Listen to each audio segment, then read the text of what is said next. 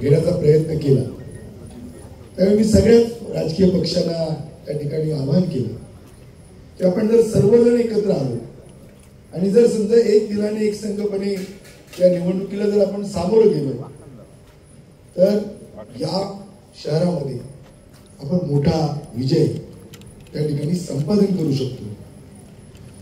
या विश्वासाला किंवा या विचाराला पाठिंबा देण्याचं काम या सगळ्याच राजकीय पक्षांच्या नेत्यांनी त्या ठिकाणी केलं। खरं तर त्याच्यामध्ये राजनजी असतील, सतीशजी असतील, आमदार वैभव नाईक असतील, त्याचप्रमाणे सगळ्यात महत्वाचं होतं की जे कुडाळ मालवणचे आमदार आहेत, आमदार निलेश राणे यांचा सुद्धा पाठिंबा हा या शहर विकास आघाडीला त्यांनी जाहीर केला। आणि कुठेतरी एक संघपणे आपण या शहरामध्ये जो सत्ताधाऱ्यांनी निर्माण केलेला जनतेमधला भय आहे, जो केलेला भ्रष्टाचार, एक भयमुक्त आणि भ्रष्टाचार मुक्त कणकवली आपल्याला निर्माण करायची आहे। आणि म्हणून आज जो पाठिंबा, जो जनतेची साथ जी आपल्याला या ठिकाणी मिळते, आज आपण ज्यावेळी निवडणुकीच्या प्रचाराच्या निमित्तानं शहरामध्ये फिरतो तेव्हा जो जनतेमधला जो विश्वास आहे, त्यांच्या चेहऱ्यावरचं जे हास्य आहे, त्यांच्याकडनं मिळणारी जी प्रेरणा आहे, त्यांच्याकडनं मिळणारी जी ऊर्जा आहे, आणि त्यातूनच कुठेतरी प्रत्येक कार्यकर्त्याला त्या ठिकाणी आपण सत्तेमध्ये परिवर्तन करू शकतो, हा विश्वास प्रत्येकामध्ये निर्माण झालेला आहे। आज एवढ्या मोठ्या संख्येनं आपण सर्व प्रमुख कार्यकर्ते एक शहर विकास आघाडी म्हणून या ठिकाणी उपस्थित आहोत। खरं तर कणकवली शहर ही स्वयंभू रवळनाथाची भूमी आहे, ही परमपूज्य भालचंद्र महाराजांची पुण्यनगरी आहे, आप्पासाहेब पटवर्धनांची ही कर्मभूमी आहे। आणि म्हणून अनेक लोकांचं कर्तृत्वान, लोकांचं योगदान हे या शहराच्या जडणघडणी करता आहे। आणि म्हणून शहराला जो पहिला जो शहराचा जो लौकिक आहे, या शहरामधला लौकिक आपल्याला परत त्या ठिकाणी निर्माण करायचा आहे। आपल्याला एक सुसंस्कृत शहर, एक सगळ्या स्तरावर विकासाकडे जाणारं शहर, अशा प्रकारचं शहर आपल्याला पुन्हा एकदा उभं करायचं। इथल्या सत्ताधाऱ्यांना असं वाटतं की आपण पैशाच्या जोरावर कोणालाही त्या ठिकाणी आपण विकत घेऊ शकतो, पण त्यांचा जो हा काय गोड गैरसमज आहे, हा जो काय भ्रम आहे, येत्या 3 तारीखला कणकवलीतली जनता त्या ठिकाणी या सत्ताधाऱ्यांना पराभूत करून एक वेगळा कौल या शहरवासियांच्या माध्यमातून या ठिकाणी मिळणार आहे। खरं तर आज अनेक विकासाचे प्रश्न प्रलंबित आहेत, ज्यांना सत्ता लोकांनी दिलेली होती, त्यांनी अनेक आश्वासनं या शहरवासियांना दिलेली होती, पण कुठलंही आश्वासन की कुठलाही विकास जो शहरवासियांना अपेक्षित होता तो अद्यापही त्या ठिकाणी झालेला नाही। आणि म्हणून कुठेतरी या शहरामध्ये एक माणुसकीचं वातावरण निर्माण व्हावं, कुठेतरी सगळ्या जातीपातीमध्ये विषमता न येता सगळेच कसे त्या ठिकाणी स्नेहभावाने, आपुलकीने, एक संघपणे कसे या शहरामध्ये वावरतील, आणि जो हम करे सो कायदा अशा पद्धतीची जी प्रवृत्ती आहे, अशा पद्धतीचा जो वावर आहे, जो सत्तेचा दुरुपयोग आहे, एखादा कार्यकर्ता जर आपल्या कामासाठी नगरपालिकेमध्ये गेला तर त्याला पहिलं सीसीटीव्ही मध्ये कैद व्हावं लागतं, आणि सीसीटीव्ही मध्ये कैद झाल्यानंतर तो कोण आहे, कशासाठी आलाय, त्याचं स्क्रीनिंग केलं जातं, आणि मग ते काम कसं त्या ठिकाणी अडवलं जाईल, त्या माणसाला कसा त्या ठिकाणी त्रास दिला जाईल, हा त्या ठिकाणी प्रयत्न होतो. पण ही 3 तारीखला सत्ता उलटवल्यानंतर माझ्या या शहरातला सर्वसामान्य नागरिक अतिशय ताठमानेनं माझ्या नगरपालिकेमध्ये, ही माझी नगरपालिका आहे, हे माझं शहर आहे, अशा पद्धतीनं एक स्वाभिमानी वाणा घेऊन या शहरामध्ये राहील.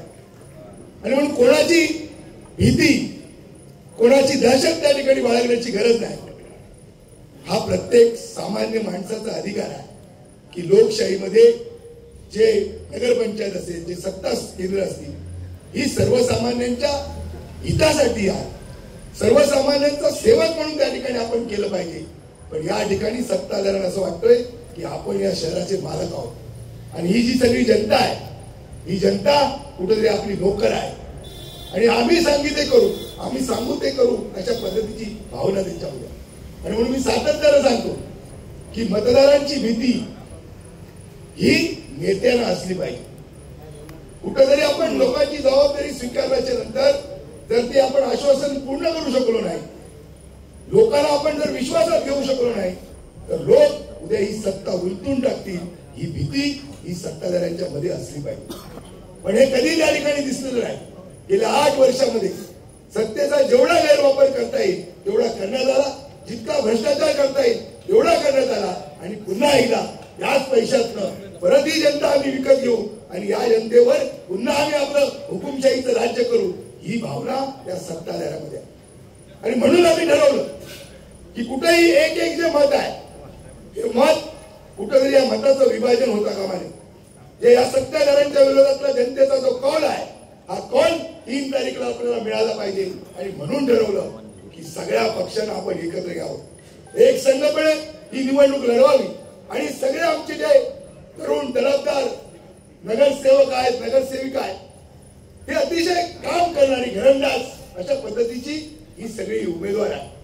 आणि यांच्याकडे सुद्धा लोक फार अपेक्षेनं पाहत आहेत की जर या सगळ्या तरुणाईच्या हातामध्ये, या महिलांच्या हातामध्ये जर आपण या शहराची सत्ता दिली तर ही त्या ठिकाणी एक क्रांती या शहरामध्ये होईल आणि हे पाऊल विकासाकडे जाईल आणि खऱ्या अर्थानं या कणकवली शहराचा चेहरा-मोहरा बदलेल. ही ताकद माझ्या उमेदवारामध्ये आहे.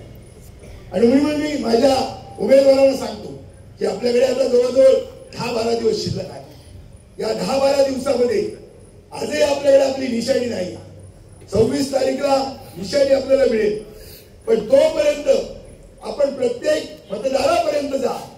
आपण कशासाठी या निवडणुकीमध्ये उतरलेलो आहोत, आपण पुढच्या काळामध्ये कणकवलीचा कसा विकास करणार आहोत आणि कशा पद्धतीने या कणकवलीची आपण सेवा करणार आहोत, ही भूमिका ठामपणानं आपण जनतेच्या समोर मांडा. मी आपल्याला सांगतो की या सत्ताधाऱ्यांना ही जनता कंटाळली आहे. सत्ताधाऱ्यांच्या या सगळ्या कर्तृत्वाला ते त्रस्त झालेले आहे आणि लोकांना परिवर्तन हवं आहे, लोकांना बदल हवा आहे. आणि त्याच्यासाठी कुठेतरी एक सक्षम पर्याय जनतेसमोर असणं आवश्यक आहे. आणि म्हणून हा आपण दिलेला जो पर्याय आहे, जे 17 नगरसेवक, नगरसेविका आणि नगराध्यक्ष, हे सगळे एक सक्षम पर्याय. आणि म्हणून कणकवलीच्या या सगळ्या जडणघडणीमध्ये गेल्या अनेक वर्षाचा आपण राजकीय इतिहास पाहिल्याच्या नंतर एक कणकवलीमध्ये जे घडतं ते महाराष्ट्रामध्ये त्या ठिकाणी त्याचा म्हणजे त्याला घेऊन गेलं जातं. महाराष्ट्रामध्ये तो विचार रुजतो आणि म्हणून याला कणकवली पॅटर्न म्हणतात. स्वाभिमानी जो बाणा आहे, जो आपल्यामध्ये असलेला सुसंस्कृतपणा आहे, आपल्यामध्ये असलेली जी एक आपुलकीची भावना आहे, राजकारण हे फक्त त्या निवडणुकीपुरते आहे. निवडणूक संपल्याच्या नंतर राजकारण संपलं. आपण जनतेचे सेवक आहोत, ही भावना प्रत्येक कार्यकर्त्यामध्ये असली पाहिजे. सर्वसामान्य माणसाचा सन्मान या सगळ्या नगरपंचायतीच्या कारभारात त्या ठिकाणी झाला पाहिजे. आज त्या ठिकाणी शिवसेनेचे आमदार लोकप्रिय निलेशजी राणे यांचं आगमन या सभास्थळी त्या ठिकाणी झालेलं आहे. मी कणकवली शहरवासियांच्या वतीनं त्यांचं या ठिकाणी स्वागत करतो. आणि आमदार निलेश राणेंच्यामुळे हे धुम्मत या सगळ्या कार्यकर्त्यामध्ये त्या ठिकाणी निर्माण झालेली आहे. आणि म्हणून ऊर्जा या निलेश राणेंच्यामुळे या संपूर्ण शहरामध्ये निर्माण झालेली आहे. आणि म्हणून त्याला या ठिकाणी कणकवली शहरामध्ये त्यांचं स्वागत या ठिकाणी मनापासून करतो. आणि निलेश